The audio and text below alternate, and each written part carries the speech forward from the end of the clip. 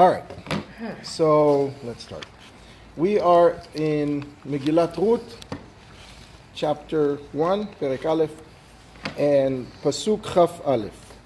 So we did actually learn Pasuk Chaf Aleph last time, but the advantage of waiting a week is such that we have to go one step back in order to go two forward.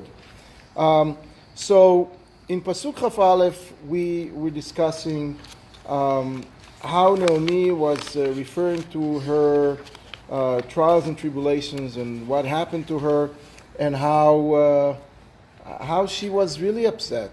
She was really Naomi went with her husband Elimelech and two children, pregnant, was loaded, had everything that a person can imagine having, the richest family in the land.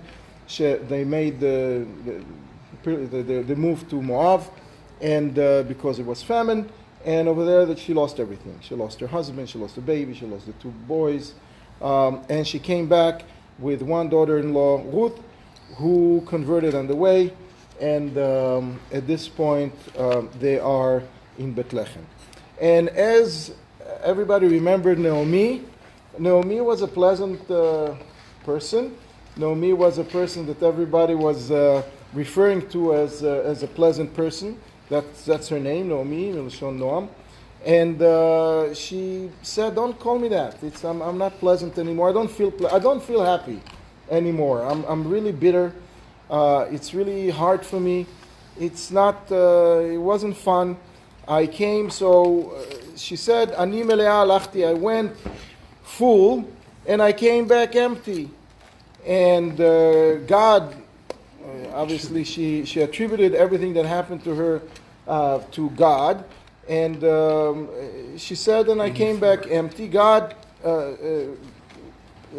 warned me on the way not to do what I did, not to leave the land of Israel, not to move away and to run away from my people in the time of crisis. And I didn't listen, and therefore, it's basically it came to, I was whatever I got, I deserved. When she was mentioning that, she said, "Veshin daled yud v'shadai herali," and this name Shin daled yud is the name of God that is in charge of working within nature, but sort of overriding the system.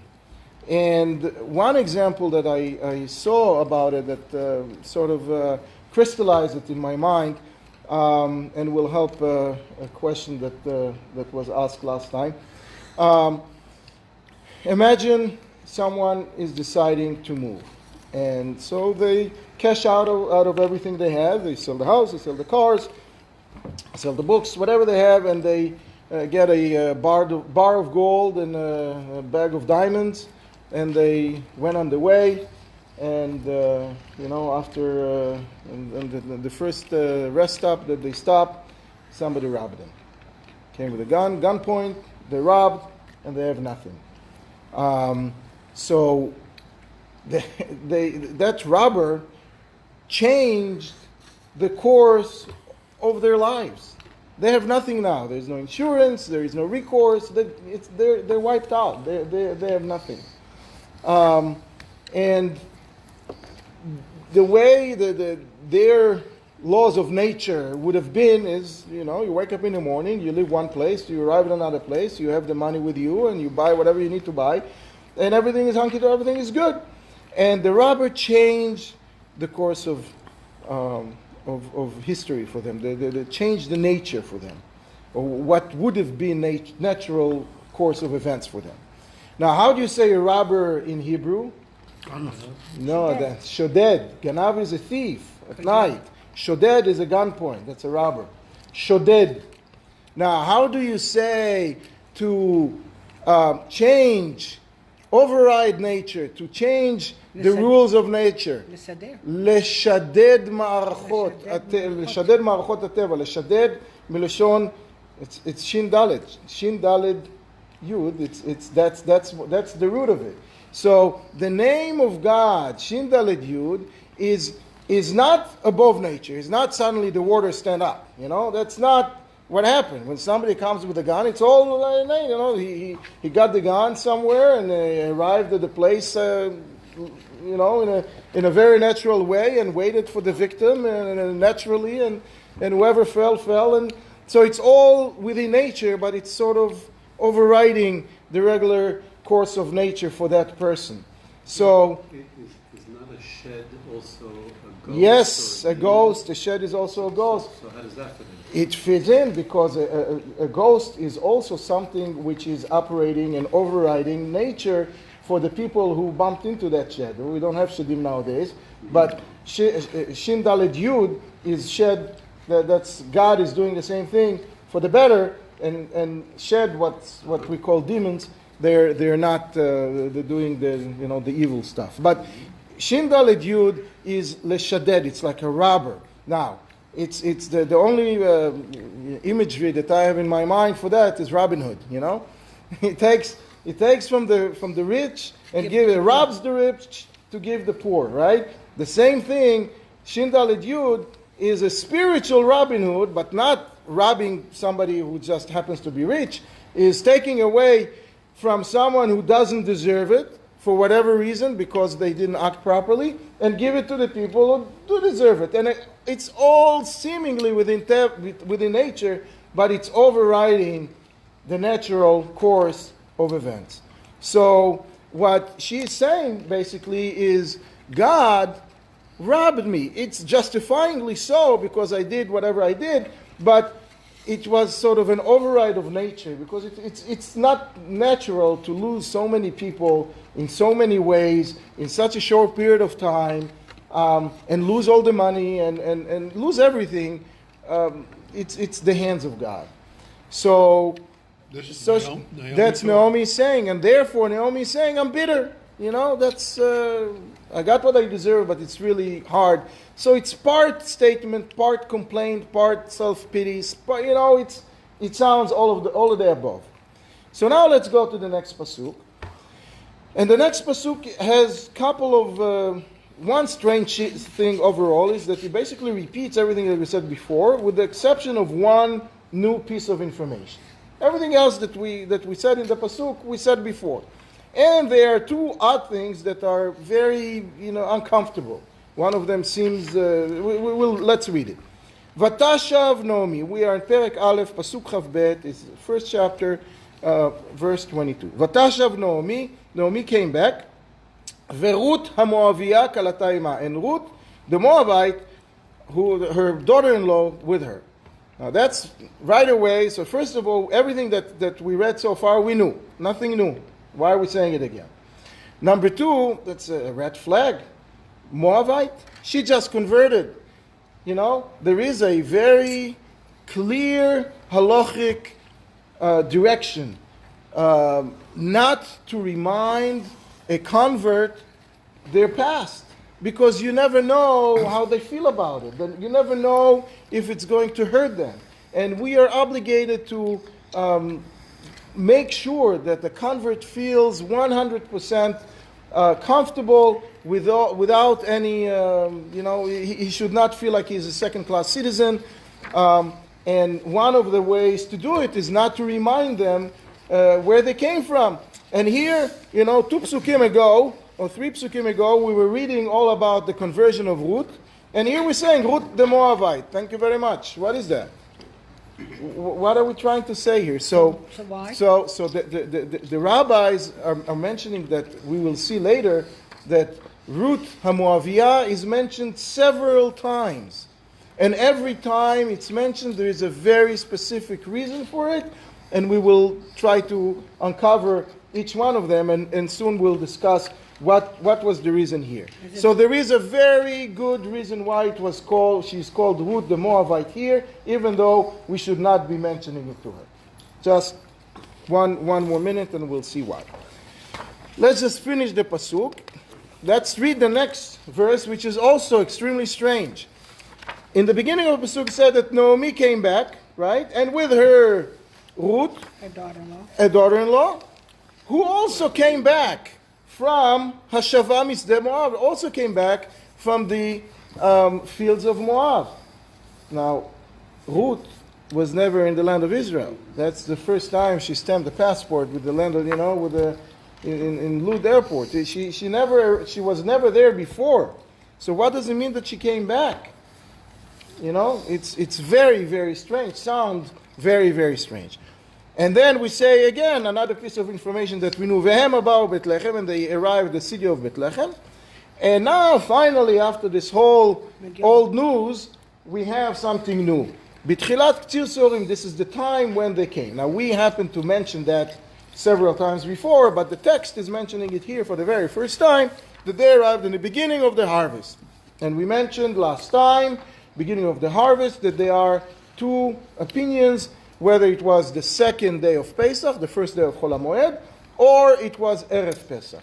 Prevailing opinion, it was the second day of Pesach, we'll understand. So just sort of in parentheses, how the second day of Pesach is the beginning of the harvest, because the second night of Pesach, we are cutting the Omer, and then we're bringing it to the Bet HaMikdash, and the next morning, on the first day of Chol HaMoed, the second day of Pesach, the Kohen is doing whatever he needs to do with it, and then the harvest is started. So that's, according to those who say that they arrive on the second day of Pesach, it's okay to say that we understand what it means b'tchilat K'tzir Seorim, in the beginning of the harvest. But 2 days before that, it's not b'tchilat K'tzir Seorim, it's not in the beginning of the harvest, it's 2 days before the beginning of the harvest. So how does that fit? So we mentioned last time we described the whole ceremony of cutting the Omer, right? The Omer is being cut at night, and it's like 70-80% of a football field size of a football field worth of barley, and they cut it all, and so one can imagine that in the beginning of the summer, it's late, Shabbos is over late, right? Yom Tov is over late, and the first come. It's a process. They needed to make sure that this procedure happens very fast. I mean that it's a lot of time to cut the whole field, right? It's nighttime. And it's nighttime. So what did they do?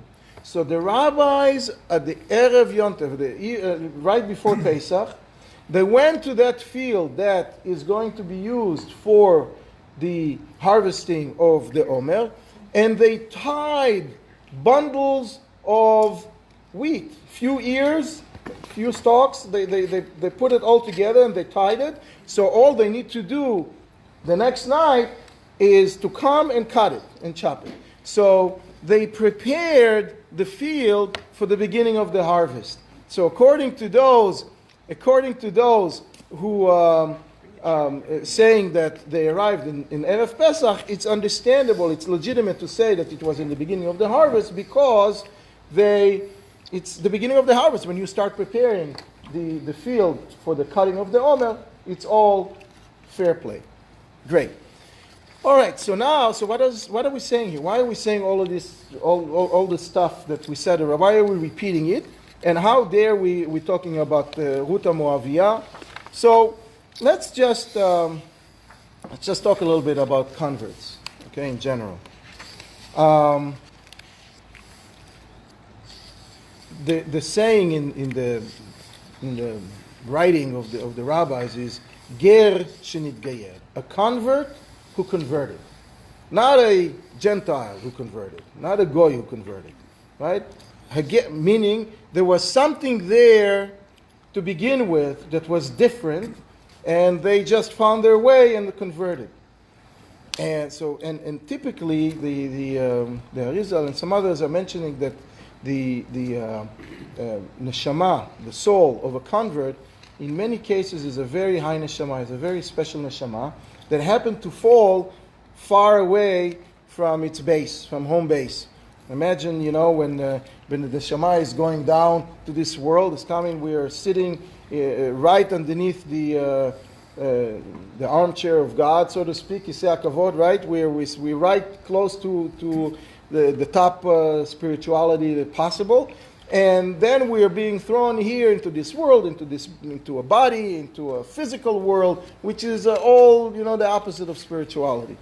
Now, there are levels of neshamot. So imagine, you have a few floors in the penthouse floors, and that's where the neshamot are. And the higher the neshama is, the closer it is to God. And then we take a chute to go down, Now, the higher you take the chute from, the further you're going to travel down, once you get to the bottom of the building. So it's the rabbis are actually saying, Kol hagavoa gavoa biyoter yored lemata mata biyoter. He who is higher falls deeper, and it's good and it's correct in many, many respects. When someone is at the top of the world and then they lose everything, their fall is much harder. When someone who had $10 and that's all they had, and they lost the $10, they not. Someone had $10 billion and they lost it all. It's much more difficult for them. So when the neshama of a ger, which is in many cases a very high neshama, goes down, it falls further from the base of the building. It falls much, much, much further down, further away, and that's how they end up in a different nation, in a different settings, which is not exactly Jewish, which is not exactly comfortable to be for that neshama, and it's working its way back through the conversion process to become, to join back, mothership, so to speak. So what happened here is, and again, God has His ways, and He can in one motion, in one fell swoop, He can take care of a whole bunch of people who did the wrong thing, but also accomplish stuff that should have been accomplished the right thing. So when Naomi was complaining in the previous verse and saying that I was robbed of the natural course of event that was really my destiny, and it's bitter for me, the answer to it was in this pasuk. No. You came back loaded. You said that you left full and you came back empty. You didn't come back empty. You came back loaded. You came back with Ruth Moaviyah. This is Ruth that without you would still be Moaviyah, would still be a Moabite, would still not be able to go back to return to where she was supposed to return. She is the one that created the dynasty of David HaMelech, who is our king till forever and ever.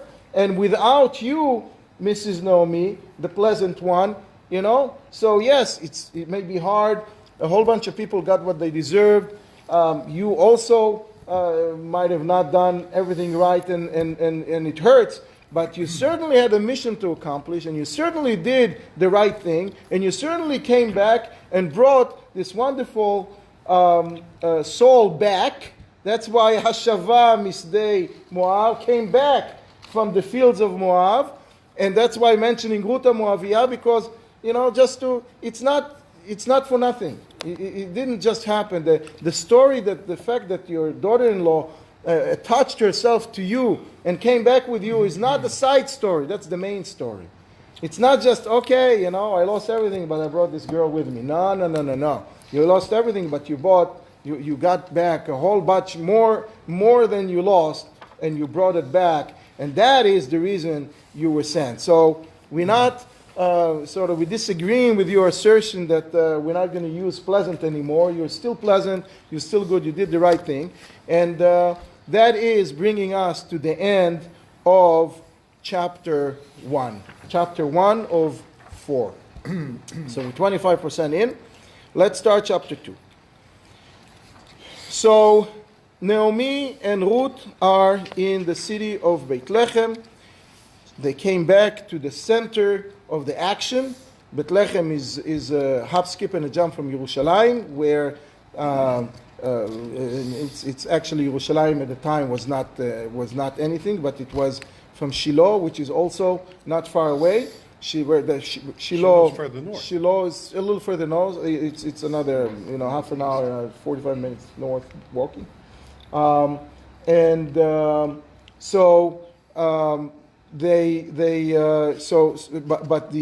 shofet, the judge that ruled over the Jewish people, which is Boaz, aka Iftzan, lived in that town. So that was a very important town, Beit Lechem. So they came to that Beit Lechem. So the pasuk is telling us, "Naomi moda לאישה.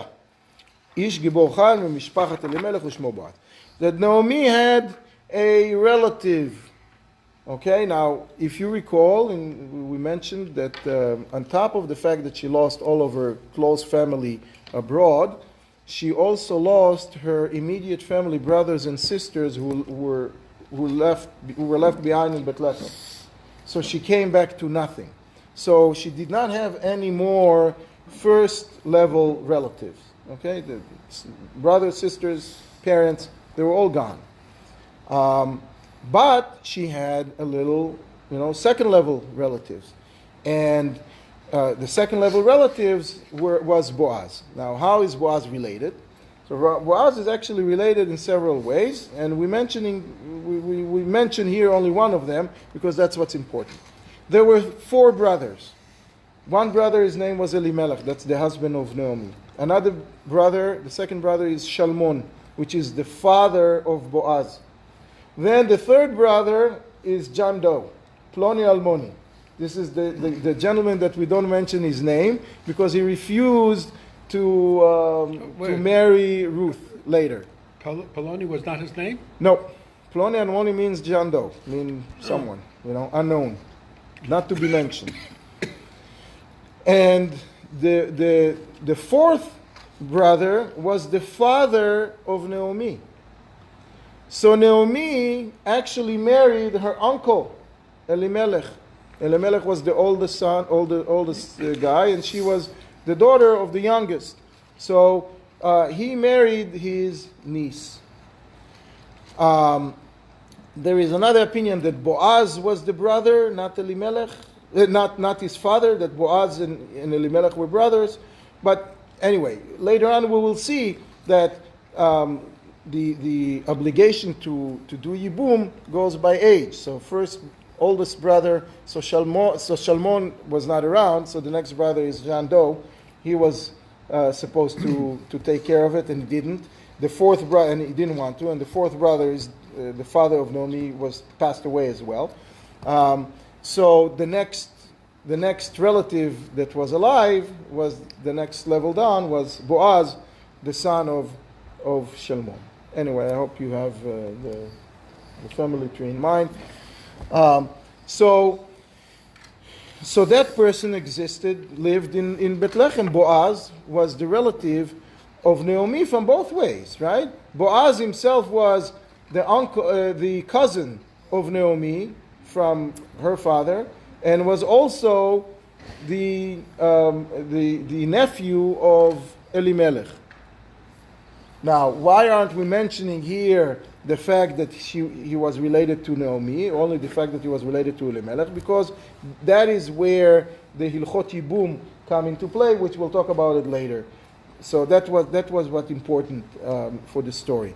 But in truth, there are more details that mentioned somewhere else in Divrei Yamim, and over there we learn that Naomi was a first cousin of Boaz.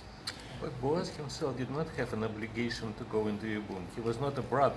He was not a brother. No, he was not. No. We'll talk about it when we get to Yibum. It's a couple of chapters down the road. But the point is that she had a relative, a well-off relative. Boaz was a well-off guy. He was a rich guy.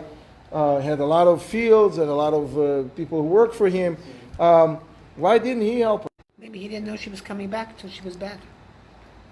She showed up in the middle of the funeral of his wife. Exactly. He was the procession of the funeral was going out to the funeral home, to the cemetery, and Ruth and Naomi walked on the same road. So everybody saw them. He saw them too. But what happens when someone, God forbid, loses a first relative on Chol HaMoed? They have to bury the body because, they have to bury the body, but they don't sit Shiva. They're not allowed to sit Shiva until after. Okay? So Boaz was obviously under the terrible, he was really mourning. He was in the middle of his mourning. He didn't sit Shiva officially at all during Chol HaMoed, but he didn't, he was in a limbo stage. So he didn't the, go. The burial was when? The burial was on the second day of, on the first day of Chol HaMoed. Okay? Oh. So the burial happened, but then he was sitting basically home because a person like that should not just go on the regular, schedule. And so he was out of pocket for the week of Pesach, and then another week sitting Shiva. So for 2 weeks he was, not busy with himself, with the tragedy that occurred. So what happens is that he obviously didn't have the mind to take care of relatives that show up after 10 years. He wasn't. Some people say he was upset with them, but that's the prevailing opinion that makes sense in the context of what we are. The way we discuss it is the fact that he was just busy, so he couldn't take care of her. Now, because there is an obligation to take care of a relative who is poor. There is the halacha of aniyei ircha kodmim. The poor people of your own city come before the poor people of some other city. That's where you get the idea. And a poor person, a pauper who happens to be a relative, is coming before the other poor people of the city. So he had an obligation to take care of her. And so why didn't he? Even later, it's by the time he finished Shiva, he went back to check his fields. Ruth was already collecting the gifts to the poor from the field, which we'll discuss in a second. So what happened over there? Now, let's also talk about the state of Naomi's estate. Naomi and Elimelech were rich people, and they had a nice-sized field in Lechem. And then they cashed out of everything that they can sell, but they didn't sell the land. The land is theirs. So she went away for 10 years and came back. And she has a whole field, a big field. So she's not really poor. No one took the field away? No, the field is. This is a Jewish town. They didn't just grab the field away, and it belonged to that family, belonged to them. Now, so the field did not produce anything. Why? Because there was famine for 10 years, and nothing grew. And this was the first year that things were starting to come back. After 10 years, the land doesn't produce. You need to work it. You need to plow it and turn it and seed it, etc. And nobody was there to do it. So now we're at the time of the harvest. Nobody took care of it, so the field is totally bare. So there's nothing there. So she couldn't cash in on anything that grew in the field. Now, to sell the field, which she later on meant to do, is also complicated. One can imagine that Elimelech and his two sons were managing the business and managing the real estate when they were in town.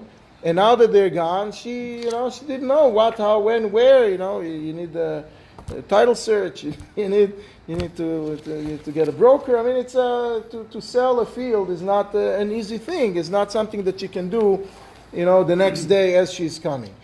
And the law is what is a poor person?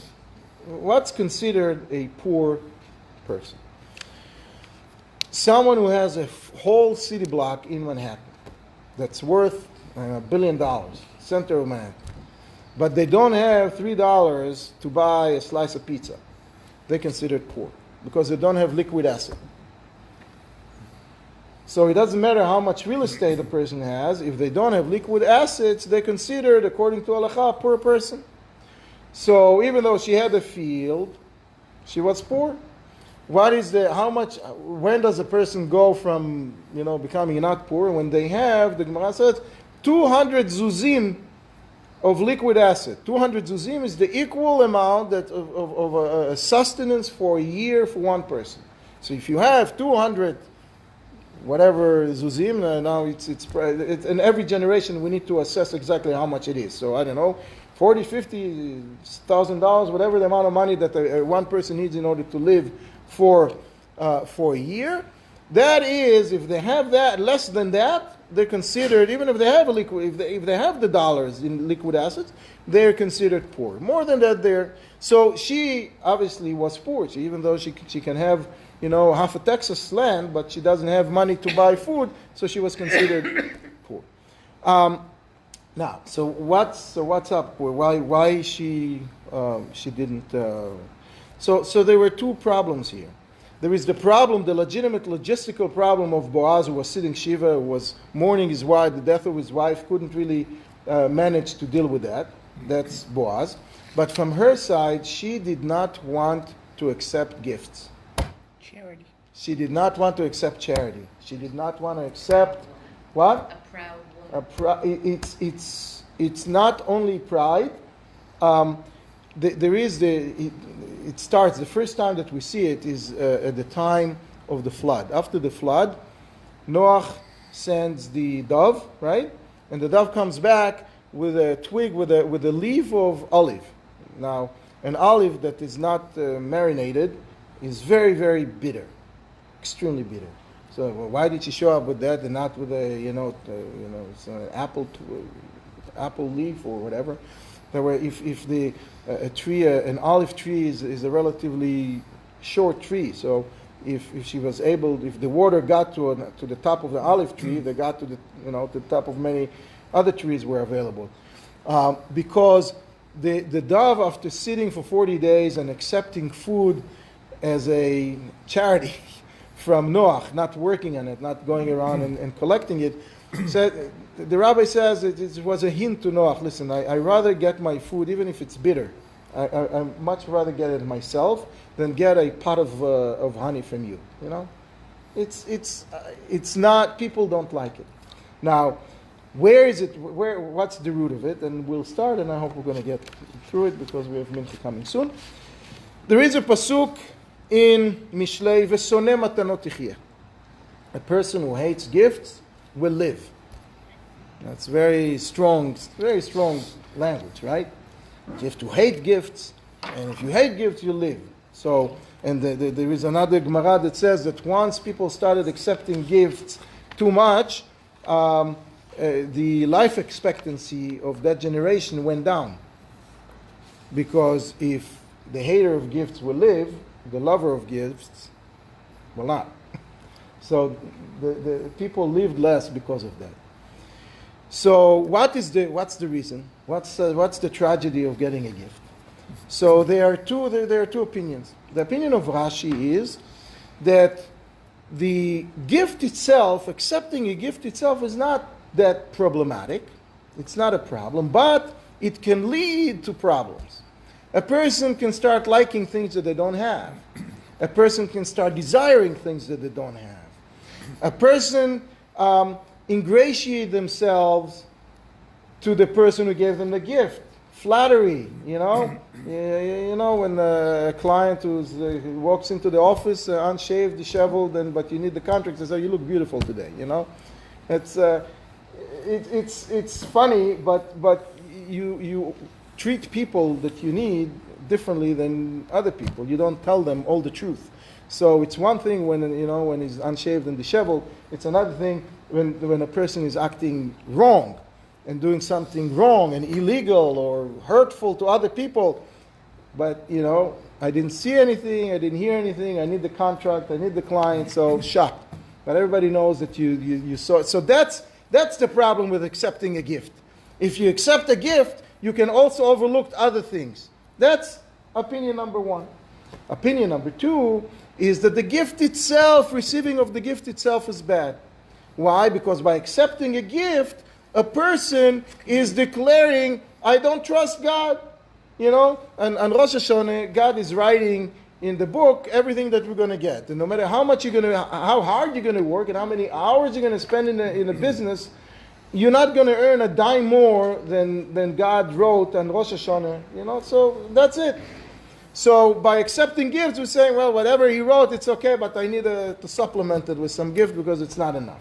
So the accepting of the gift itself is bad according to some. That's soneh matanot tichye. Now, what do we do? What is the halacha for us? So the Gemara comes with a very interesting Very interesting Yeah, ruling. but maybe what he wrote depended on your having gotten 3 gifts. Huh? Maybe, Maybe God. maybe what Yeah, yeah. God wrote for you Right. was contingent upon your having received 3 gifts. Right, but by saying "V'soneh matanot tichyeh" and putting your trust in human beings, and putting your trust not in being able to earn an honest living, but by begging or by getting charitable of charity that other people work to get, that shows that I want something that you have. Is there a difference between gifts and charity? So what's the halacha? I mean, we're going to go into it a little more next time. There are more practical implications that I think it's a shame to miss. But just so we don't go home with not knowing what to do with the gifts we're going to get tomorrow morning. So the Gemara, thank you. the Gemara is saying something very, very interesting. He who wants to accept gifts will accept gifts like Elisha, the prophet Elisha, and he who does not will not accept it like the prophet Shmuel. 2 prophets, 2 ideas. The prophet Shmuel, the prophet, part of the job description of a prophet is to go around town and to tell the people of Israel what God told you to say, right? So when Shmuel went, he loaded his donkey with a tent and with a sleeping bag and with food and everything that he needed. He got wherever he went, he put together the tent and he slept there and he ate there and he didn't take anything, a dime from anybody. That's Shmuel HaNavi. Elisha, on the other hand, accepted gifts, but not gifts of products. He accepted to be hosted for a night. That's how he landed in the place, in the house of the Shunammite. Mm-hmm. If you recall the stories, and then he helped. He didn't get it really for free because he helped her. Yeah, he helped her. He prayed for her son to get a son, and then to revive the son, and he helped her to get money. He helped her a lot, so it was not really a free gift. But even if it is just being hosted, it's not that like he got cash, food stamps from her. It's something that he got a service. Now, why one prophet would accept gifts of that nature and one prophet would not accept any gifts? Because they had 2 different opinions on how to interpret the pasuk in Mishlei, in Proverbs, right? The pasuk says, one of them says that according to Shmuel, the actual gift is bad. Trust God that He will give you whatever you need. Take everything from home. Don't just go to Motel 6 rather than go and host and crash somewhere, to accept that kind of a gift. So gift is bad, 100%. That's what Shmuel thought. Elisha, however, thought that no, as long as it doesn't bring you to flattery, it doesn't bring you to desire things that you don't deserve. You don't actually get products. You don't actually deal with people who are shady people. It's okay. So they had 2 different understanding of what the prohibition is, and that what ruled how they conduct. Now there are a lot of practical implications to it. We'll talk about it next time.